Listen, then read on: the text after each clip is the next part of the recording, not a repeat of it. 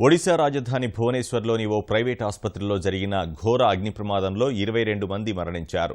విద్యుత్ short circuit కారణంగా జరిగిన ఈ ఘటనలో మరో 20 మందికి పైగా గాయపడ్డారు. అగ్ని ప్రమాదంపై ప్రధాని నరేంద్ర మోదీ, ఒడిశా ముఖ్యమంత్రి నవీన్ పట్నాయక్ తీవ్ర దిగ్భ్రాంతి వ్యక్తం చేశారు.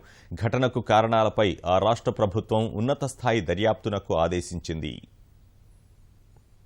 అనారోగ్యంతో ఆస్పత్రిలో చేరిన వారిని మృత్యువు ఊహించని రీతిలో వెంటాడింది.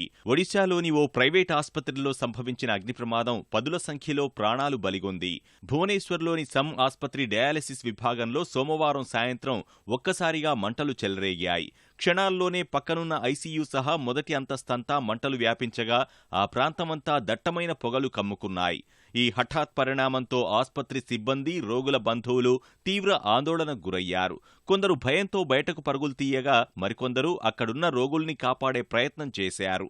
అప్పటికే తీవ్ర అస్వస్థతతో ఐసీయూలో చికిత్స పొందుతున్న కొందరు రోగులు అగ్ని ప్రమాదం కారణంగా ప్రాణాలు కోల్పోయారు. మరికొందరు మంటల్లో చిక్కుకొని విలవిల్లాడారు. ప్రమాద సమాచారం అందుకున్న అధికారులు 7 అగ్నిమాపక యంత్రాల్ని, డజనుకు పైగా అంబులెన్సుల్ని రంగంలోకి దింపారు.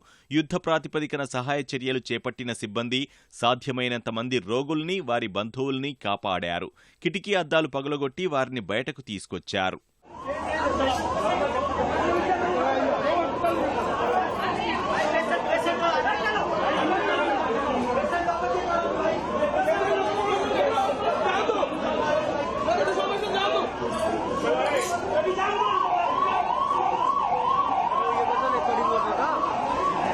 అగ్ని ప్రమాదం కారణంగా గాయపడ్డ రోగుల్ని, వారి బంధువుల్ని భువనేశ్వర్లోని వేర్వేరు ఆస్పత్రులకు తరలించారు.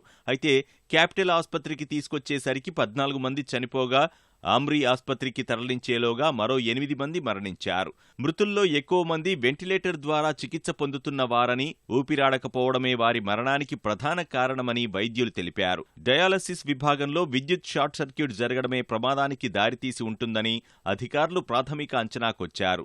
భువనేశ్వర్లోని ప్రైవేట్ ఆస్పత్రిలో అగ్ని ప్రమాదంపై తీవ్ర దిగ్భ్రాంతి వ్యక్తం చేసిన ప్రధాని మోదీ, కేంద్ర మంత్రులు జేపీ నడ్డా, ధర్మేంద్ర ప్రధాన్తో ఫోన్లో మాట్లాడి బాధితుల్ని ఆదుకునేందుకు అవసరమైన చర్యలు చేపట్టాలని సూచించారు. క్షతగాత్రులు చికిత్స పొందుతున్న క్యాపిటల్ ఆసుపత్రిని సందర్శించిన ఒడిశా ముఖ్యమంత్రి నవీన్ పట్నాయక్ వారి వైద్య ఖర్చుల్ని ప్రభుత్వమే భరిస్తుందని ప్రకటించారు. The government will see that all the costs for the injured will be looked after, and I've ordered an RDC inquiry into this whole matter.